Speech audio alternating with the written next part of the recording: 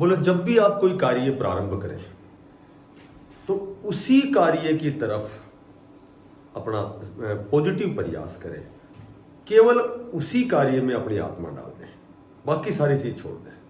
जब आप केवल और केवल उसी कार्य में अपनी आत्मा डालेंगे तो अपना आप 100% देंगे और आपकी सफलता सुनिश्चित है।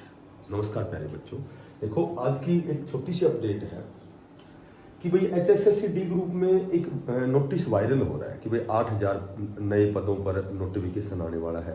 ठीक है, तो वो जो नोटिफिकेशन आने वाला है उसमें एक और लाइन लिखी हुई है कि ग्रुप सी और डी दोनों के लिए कॉमन एग्जाम होगा। ठीक है, तो उसमें 8000 पद मेंशन किए हुए हैं और बहुत जल्दी नया नोटिफिकेशन आने वाला है। तो उसी पर हम कितना उसमें सच्चाई है उसी पर हम मात्र 2 से 3 मिनट की डिस्कस करेंगे। देखो इसमें लिखा हुआ है कि ग्रुप डी की 8000 नई पोस्ट भी आने वाली है। अब की बार ग्रुप सी और डी का एक ही एग्जाम होगा, सभी अपनी तैयारी आज से शुरू कर दें। अब ये इसमें सभी पदों को मेंशन किया हुआ है, फलाने VLD में 800 हैं, ALM में 3500 हैं, ठीक है, सब इंस्पेक्टर के 400 हैं। तो इस पर हम थोड़ी सी चर्चा करेंगे, क्या वास्तव में 8000 पदों पर भर्ती होगी। तो इसमें दोनों पक्ष हैं, पॉजिटिव और नेगेटिव। देखो सबसे पहले हम बात करें कि इसके पॉजिटिव के पक्ष क्या है और इसके नेगेटिव, यानी कि ये बात गलत है या फिर ये बात सही है। ये गलत इसलिए है कि सबसे पहले तो जो भी CET हुआ था 3 साल के लिए माननीय CM साहब ने जो इनका कैंडिडेट्स का जो स्कोर कार्ड है वो वैलिड किया हुआ है। तो मेरे ख्याल से ये 8000 पद नहीं आ सकते। ठीक है, क्योंकि ये कोई ऑफिशियल नोटिस या ट्वीट तो है नहीं, ये किसी ने बना के डाल रखा है। ये बहुत जल्दी वायरल हो रहा है, शेयर होते हैं वो सारे व्हाट्सएप पे शेयर हो रहे हैं, 2 दिन से मैं पढ़ रहा हूँ इसको। तो एक तो ये कारण है। दूसरा कारण ये है कि जो कैंडिडेट ज़्यादा से ज़्यादा डी ग्रुप के कैंडिडेट ही डी ग्रुप की वैकेंसी हरियाणा में खाली है। तो जो HKRN एक पोर्टल है, हरियाणा कौशल रोजगार निगम, इसके अंतर्गत जो 5 साल के हैं, 7 साल के हैं और 10 साल के जो भी डी ग्रुप के कैंडिडेट हैं उनको 58 साल तक नहीं हटाया जाएगा। जॉब सिक्योरिटी जो एक्ट लगाया गया है तो इनको हटा नहीं सकते। ठीक है, जो 5 साल से कम है, जिन 5 साल से जो जिसकी अवधि कम हुई है कार्य करते हुए, उनको हटाया जा सकता है। एक मैं और बताता हूँ आपको, 2018 की जो भर्ती थी 18,218 कुछ पद थे, इसमें लगभग अब की बार भी जो ये 25,000 की जो सी ग्रुप की 56 तो जो भी रिजल्ट आया है, इसमें भी मैक्सिमम 2018 के डी ग्रुप के कैंडिडेट उन्होंने क्लर्क ज्वाइन करेंगे, वो उनका सिलेक्शन हुआ। मैं जानता हूँ 10-20 कैंडिडेट को। तो जब मैं जानता हूँ तो इसका मतलब हरियाणा में तो बहुत से कैंडिडेट होंगे। कुछ एक का प्रमोशन होने वाला है 2018 वालों का। ठीक है, डी ग्रुप वालों का प्रमोशन होने वाला, क्योंकि 6 साल हो गई तो इनका प्रमोशन होगा। तो यहाँ से लगभग फिलहाल 10,000 कैंडिडेट बचे होंगे, 8 तो पहले जा चुके हैं दूसरे पोस्टों पर। बाकी जो बचे उनका प्रमोशन होगा तो भी पद यहाँ ये पूरी भर्ती यहाँ रिक्त हो जाएगी। ठीक है, तो ये तो अनिवार्य है कि 1,20,000 के लगभग कैंडिडेट सी और डी ग्रुप के हरियाणा में पद खाली है, पर उनको HKRN से भरा गया है। 58 साल तक उनको जॉब सुरक्षा दी गई है।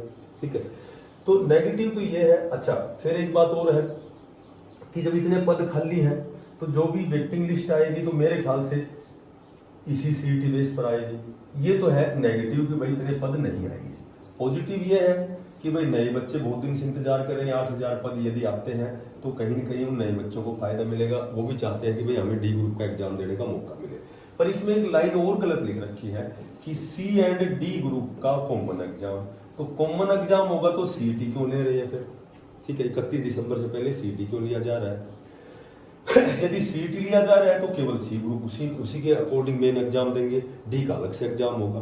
तो ये लाइन गलत दी, इसमें मुझे सही नहीं लगती। ठीक है, C और D ग्रुप का यदि कॉमन एग्जाम होता है तो CET नहीं लिया जाएगा, क्योंकि CET लेने का फिर क्या औचित्य है जब इनका कॉमन है। और कॉमन में कैसे डिवाइड करेंगे इनको डिपार्टमेंट, तो वही प्रेफरेंस भरी जाएगी।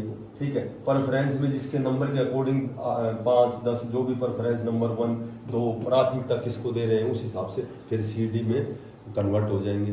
पर D ग्रुप का एग्जाम अलग से होता है तो कहने का मेरा मतलब ये है कि ये जो नोटिस है जो वायरल हो रहा है लगातार, तो मुझे इसमें बहुत ज़्यादा सच्चाई नहीं लगती कि 8,000 नए पद आएंगे। यही वेटिंग लिस्ट बहुत बड़ी बनेगी। जो फिलहाल की सीईटी है इसमें 8 से 10,000 की वेटिंग लिस्ट बननी है जब सभी बच्चे ज्वाइन कर लेंगे। यदि ये जो रिजल्ट 1-1.5 महीने बाद वेटिंग लिस्ट आती है तो सभी को मैक्सिमम बेनिफिट होगा। और उसके बाद भी यदि 8,000 नए पद आते हैं तो 10 आओ चाहे 20 आओ, ये तो अच्छी बात है कि बच्चों को फायदा है, आने चाहिए, ठीक है। लेकिन कहीं न कहीं ये जो भर्ती है, जो 14,000 पदों पर जो ये भर्ती है, इसके तो वैकेंट पद इसी सीईटी बेस पर ही भरे जाएंगे। नए पद क्या आते हैं, कॉमन एग्जाम होता है या सीईटी के ऊपर होता है तो कॉमन नहीं होगा, तो ये थोड़ा सा विरोधाभास है, यहाँ कंट्रोवर्सी है। तो कहने का मेरा मतलब ये है कि भर्ती तो आएगी, अब वो नई आई 8,000 आए, 10,000 आए, 5,000 आए, लेकिन वो इसी सीईटी बेस पर भरे जाएं या अलग से एग्जाम हो, दोनों कंडीशन में बच्चों का फायदा है।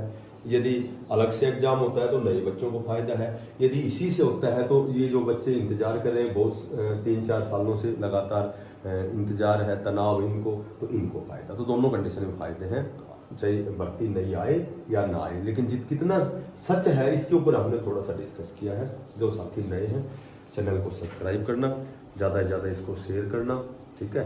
और लगातार बहुत सी भर्ती आएंगी, प्रयासरत रहना, पूरा संकल्पकृत होकर और अपने एम के प्रति आपको प्रयासरत रहना है। सफलता आपके लिए सुनिश्चित है, तैयारी मत छोड़ना, ठीक है।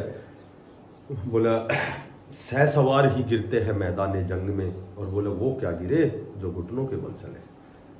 तो हमें ही गिरना है, हमें ही उठना है। और सफलता का असली मजा जब आता है जब हमने असफलता का स्वाद चखा है। सभी साथियों को बेस्ट ऑफ लक, धन्यवाद, राम राम, और मस्त रहो, स्वस्थ रहो।